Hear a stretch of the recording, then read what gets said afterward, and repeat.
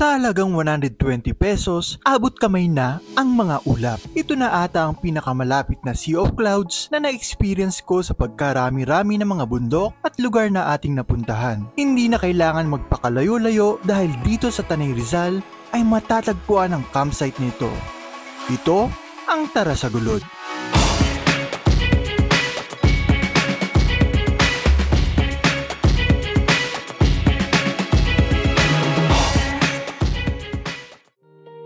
Kadalasang nabubuo ang Sea of Clouds mula alas 5 ng umaga hanggang alas 8 o higit pa.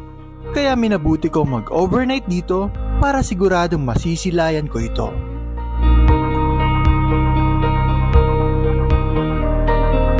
Kung galing sa Maynila, aabutin ang biyahe ng 2 hanggang 3 oras o higit pa, depende sa lagay ng trapiko. Ipinlang ang Martesem Mountain Resort at tatahakin ninyo ang kahabaan ng Marilake Highway. Pagdating sa Martesem, kumaliwa sa pinakamalapit na eskinita. Daraanan ninyo ang sementado at ilang rough road at mga pangalan ng iba pang campsite dito, gaya ng Nature Venture at Campo Liwaliw. Sundan lamang ang sementadong daan hanggang umabot sa parking area na may katabing sari-sari store. Ayan, so dito po yung parking space or parking lot sa mga hindi 4x4 na sasakyan at hindi nakamotor. Ayan, dito start tayo mag-trek. Ayan, so mag-start na tayo mag-trekking.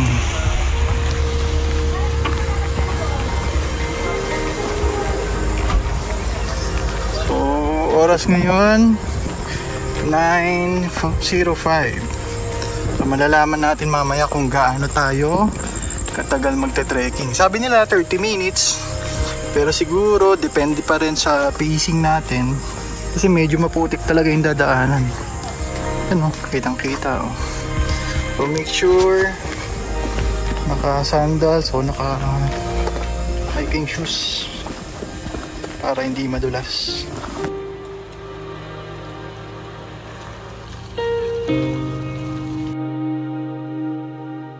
Ayan, so mukhang tayo lang yung nagte-trek ngayong umaga. Yung dalawa kanina naka 4x4 sila. Pero sa mga kagaya ko na nagte-trekking, maganda kung mag-start tayo na medyo maaga pa para hindi masyadong masakit sa balat yung araw. So ngayon mga alas 9, saktong-sakto lang yan. Maya-maya nandun na tayo sa campsite. Doon na lang tayo magpapahinga at magpipitch ng tent. Yan po yung nag-aabang sa inyo. Kapag maglalakad kayo, siguradong mapapalaban kayo dito. Maputik kasi syempre tag-ulan ngayon. So yung mga nakaraang araw talagang ulan ng ulan eh. So lalo na kapag matindi talaga yung ulan, expect mo na sobrang putik dito. Baka mahirapan pati yung mga sasakyan, hindi lang yung mga nagka-trekking. Yan, pero kakayanin naman yan. So ingat-ingat lang po sa gilid. Medyo may mga matataas na parte, so ingat baka madulas. Yan. So kahit hindi naman kailangan ng guide dito kasi established naman yung trail, susundan mo na lang talaga siya hanggang makapunta ka dun sa campsite sa Tarasagulod. Ganda dito oh. Overlooking view na dito sa part na to.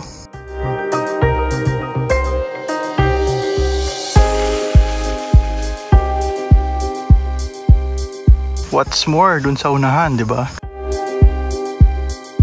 Paganda ng paganda yung view habang lumalapit tayo dun sa Tarasagulod.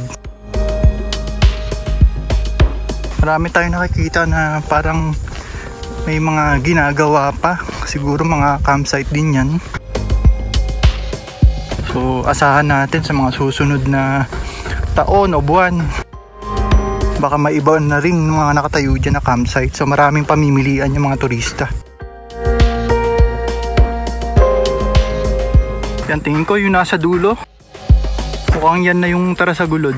Yan yung nakita ako sa ibang vlog eh.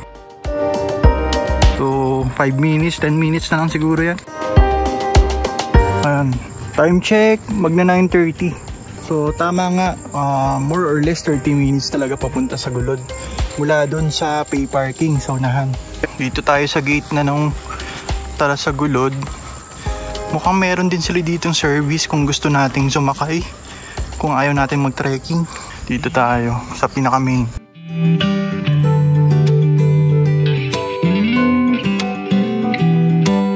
Tatanong tayo dito mamaya. So, madaming halaman, madaming bulaklak. O sa mga plantita, magugustuhan nila tong lugar na to. Simple lang, payak na payak. Buhay probinsya, ika nga. Entrance. Ito yung entrance. Morning. Morning. Okay. So, andito na tayo sa campsite. Tara sa Gulod. Yan. So, kanina umikot tayo. Nag-check tayo kung saan magandang mag-pitch ng tent. So, nakita ako mas okay dito kasi may lilim. So, maaga tayo dumating. Mga 9:30 pasado. Yan. So, magpipitch muna tayo ng tent. Tapos mamaya, pahinga tayo siguro or alamin natin yung mga detalye. Yung mga entrance fee, kung magkano yung mga accommodation nila. Ayan. Pero yun sa akin, may dala akong sariling tent. So, pitching fee lang 100 pesos. Then pag overnight, 250 yung entrance fee. So, sa halagang 350, nandito ka na, makaka-experience ka na ng camping. Malawak ang camping ground nila dito na kung saan pwede kayong mag-pitch ng tent o magrenta sa kanila sa halagang 700 pesos. Marami din ibang accommodation gaya ng kanilang TP room, Haven room sa halagang 2,000 to 3,500.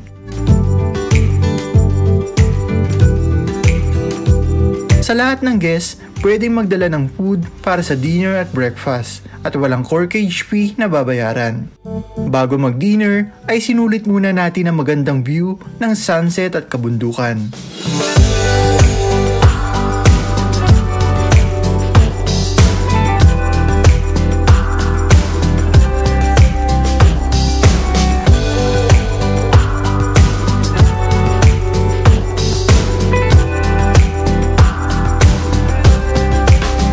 After naman kumain, ay nagpahinga na tayo dahil bukas na maaga ay aabangan natin ang Sea of Clouds.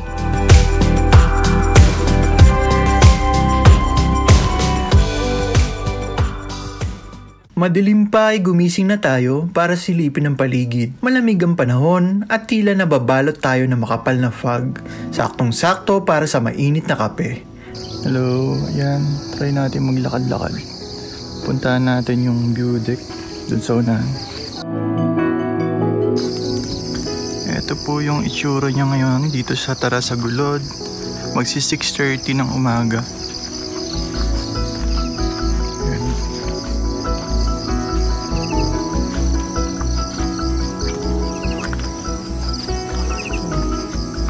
Ganda ng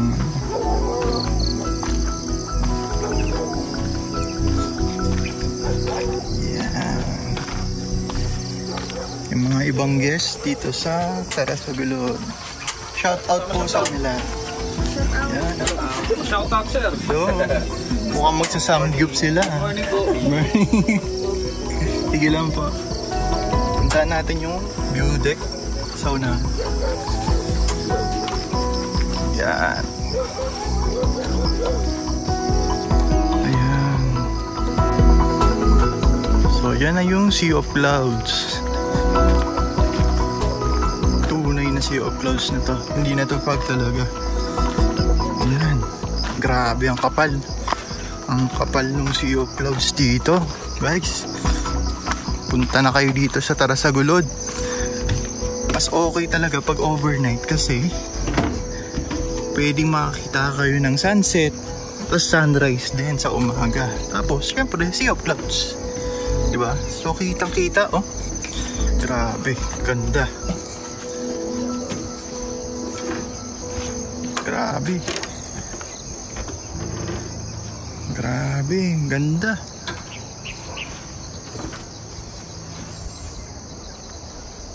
Yan, so Sea of Clouds nga talaga siya. Kita na yung view dito. So, yung iba nag-aano pala ng breakfast, naghahanda pa lang. So ako pa lang yun nandito sa view deck. So nasolo natin to ngayon. Woo! Grabing ganda. Sunrise, pakita natin sunrise. Kita ba? Ayun ang sunrise.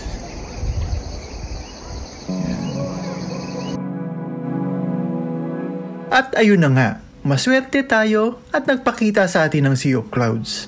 Talagang napakaganda ng view, kitang-kita ang makapal na ulap na nakapaligid sa campsite at kabundukan.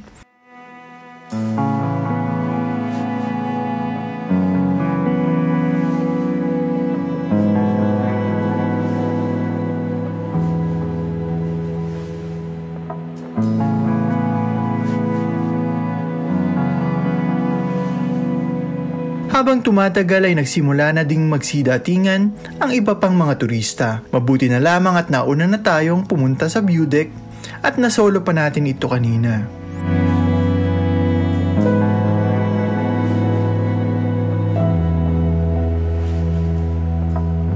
Ngayon, it's time for breakfast. Sa katabi ng registration area ay mayroong maliit na kantina kung saan pwede kayong magpaluto ng silog meals at umorder ng coffee.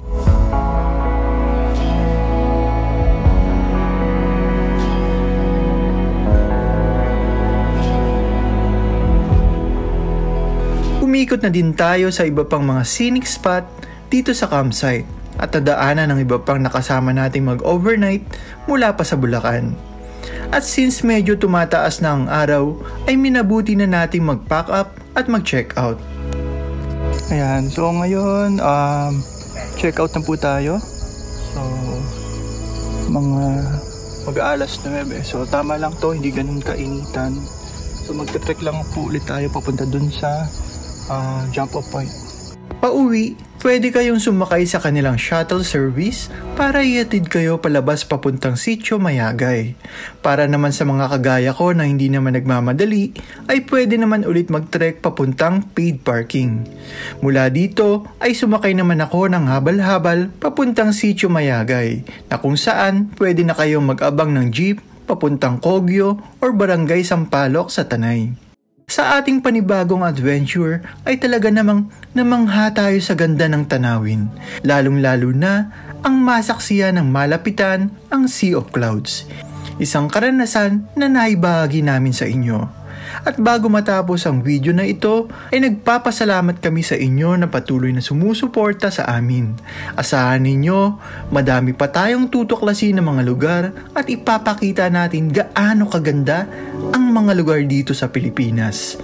Huwag kalimutang i-follow at mag-subscribe sa ating YouTube channel, Facebook, at maging TikTok at Instagram para sa mga susunod pa nating adventures.